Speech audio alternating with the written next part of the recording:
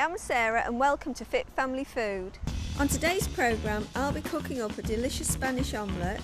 Keith will be showing us how to prepare fresh fish and how it can be turned into fish cakes, and Pam will be making yummy banana ice cream. But first we need to buy our ingredients, so here I am at our local market to see what they've got to offer. So where better than to buy your fresh fish than at the local market, and don't be scared to ask them if you want it preparing, if you want it skinning, boning, they'll do it for you if you're not confident to do that yourself. And how do you tell if when fish is fresh or not? What do I need to look for? Look at the sharpness of the fish. If a fish looks dull, then it usually means it's quite old. But if it's a real sharp colour, then it's nice and fresh. Right. And what about if I was buying a whole fish? And a whole fich, the black of the eye has got to be really, really black. That usually means it's quite fresh. I'm making fish cakes, so the haddock will probably be all right for that. A small haddock, yes. So now we've got Keith's fish, let's get back to the kitchen and get cooking. So now we're going to make a Spanish omelette, which is a really healthy meal. It covers all the sections on the Eat Well plate, so it's really balanced meal. So the first thing I'm going to do is I'm going to cut an onion up. So I'm going to take the top and the bottom off and peel it. Cut your onion in half, flat down on your board, heel of your hand, slice it all the way through, not quite to the root, turn it round, all the way down, leaving the root whole. Turn it round again and then a fine dice. And that's your onion ready. Next we're going to just peel and slice the garlic. So we've got 1 clove. Take the top off, bottom off. Peel the skin off like you do an onion. Put it on your board, and then with the heel of your hand and the side of your knife, press it down and it will just crush it to make it easier to then slice it finely. So that's our onion and our garlic ready. So now I'm going to measure a dessert spoon of oil into a large frying pan. We don't need much oil at all for this. And then we're going to fry the onion and the garlic until it's lightly golden brown and just starting to soften. So while that's softening, I'm just going to mix together in the bowl the diced potatoes, which have been pre-cooked, the sweet corn, which has been drained. This is out of a tin, but you can use frozen. Got a diced red pepper. We've got some frozen peas. So they're all going to be mixed together. We need 8 eggs for this recipe, so I've got 6 already cracked in the bowl. I'm just going to crack another 2 in and give those a good whisk. And I'm going to add some ground black pepper to bring out the flavours. And then just give that a good mix. Keep checking the onions, keep turning them over. You see they're just starting to turn golden. Once they're all brown, we're then going to add this to the rest of the vegetables. Just mix them together. Then they can all go straight back into the same pan to heat through.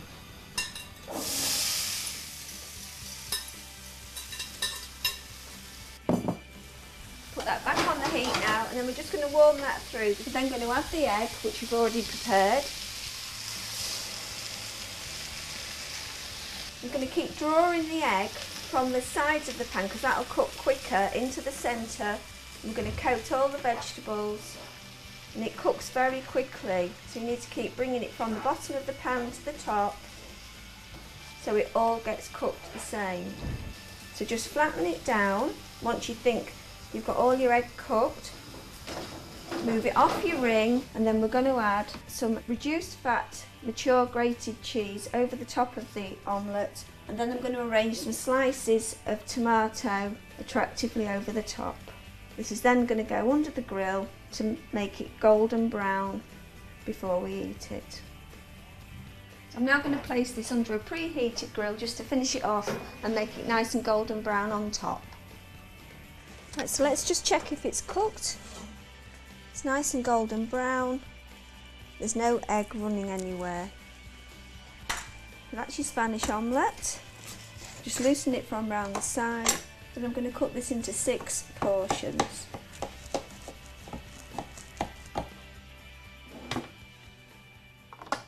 That's your Spanish omelette.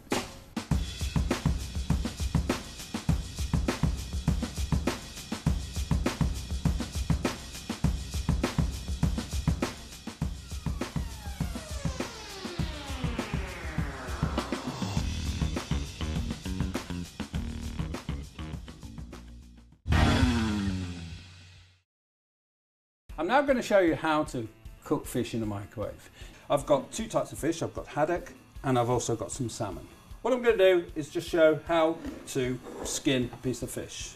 Okay, just put your knife into the very base of the tail, just forming a little gap like that. And then what you do, just run your knife gently while also pulling the skin towards you, keeping the knife flat on the board so you're not going to cut into the flesh of the fish. And just slide your knife along. And there we are, a nice clean bit of fish. Okay, we're actually going to cut this down again so it cooks evenly in the microwave. Very simple with the salmon. Again, just stick the knife slightly underneath the skin and just using the knife again, pulling the skin off. Okay, and what we're going to do with the fish, we're actually going to cover it with cling film. We use quite a deep dish, so any moisture from the cooking of the fish and also the cling film is not actually touching the fish at all. That will take 2 to 3.5 minutes in the microwave. It depends on the thickness of the fish. Okay.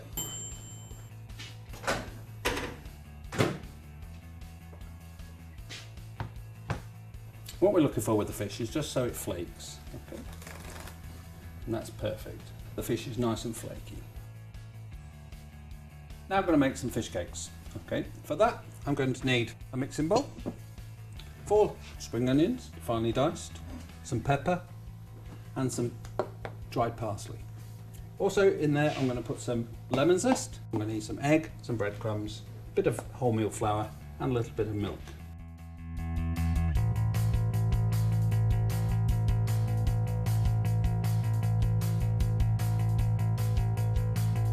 What I'm going to do, add the fish to the mixing bowl. Okay, I'm just going to flake that into the bowl. I'm going to add my mashed potato.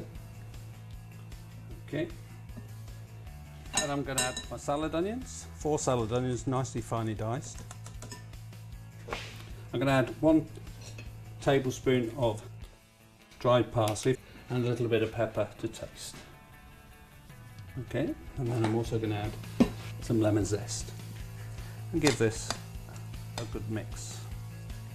Okay. Incorporating all the ingredients so it mixes well. What we're going to do with these then, when we've mixed it, we're going to make them into small fish cake sizes. As you can see, potato is now pulling all the ingredients together into a nice mix. So just set that aside a second. I've got 1 egg and I'm just going to put 2 tablespoons of semi-skim milk in. And just break this down, give it a bit of a whisk. This is going to coat your fish cakes. And then what we're also going to use is breadcrumbs. Now what we've got wholemeal breadcrumbs here. And what I did with these to make them into breadcrumbs, I used a food processor to break them down.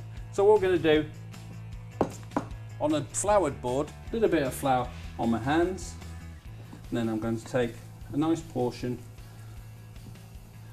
of the mix and mould it into a ball. And then I'm going on the board, just mould it into a nice fish cake size. Just turn it over, rolling it through the flour. The flour is going to make the egg stick to the fish cake a lot better as well. Okay. So what we do, into the egg, and just make sure that we get as much of the excess egg off the fish cake as possible. And then into the breadcrumbs. Just roll the fish cake through the breadcrumbs. Okay, don't pat too heavily, and again trying to keep the shape. So what we're going to do now is fry these fish cakes.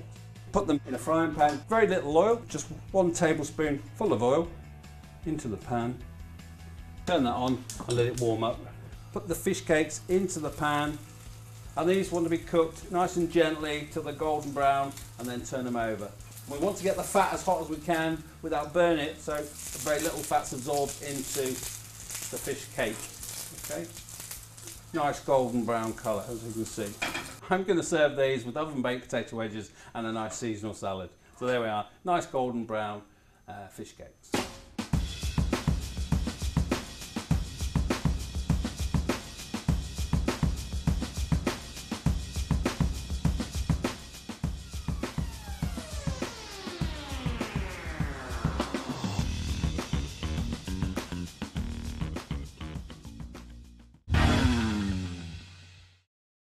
Now I'm going to show you how to make banana ice cream.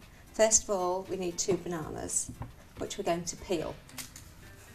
We're going to cut them in half lengthways and then in half again. Pop them onto a baking sheet. The bananas need to go in the freezer for a couple of hours until they're nice and frozen and firm. And there's some that we put in a couple of hours ago and they're nice and hard and ready to use. For the next part of the recipe, we need the food processor. Pop the lid off that. I'm going to add the bananas to the bowl. 1 tablespoonful of caster sugar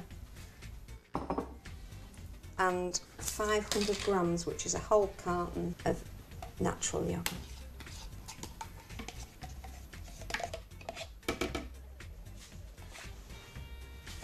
We're going to mix that together in the bowl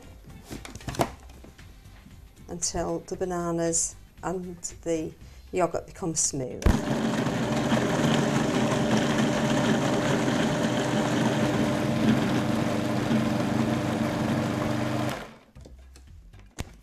Then we need to freeze this mixture. I'm going to use the yogurt pot because it makes a good container for the ice cream. So we're going to pour the ice cream into the yogurt container.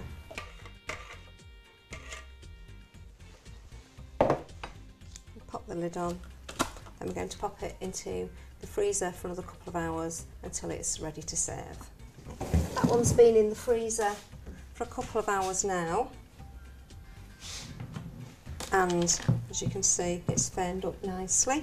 If you put your scoop into some hot water, it really makes it so much easier to portion out your ice cream. There we are, lovely banana ice cream.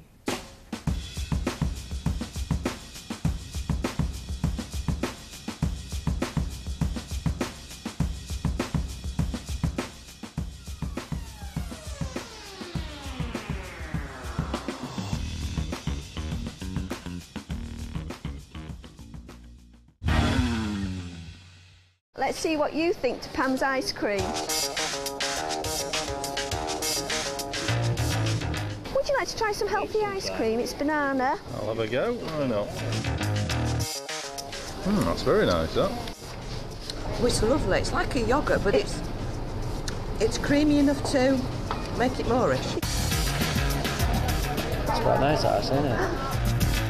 It's really nice, yeah. I've got the banana as well now. Oh, okay. That is lovely, that, yeah.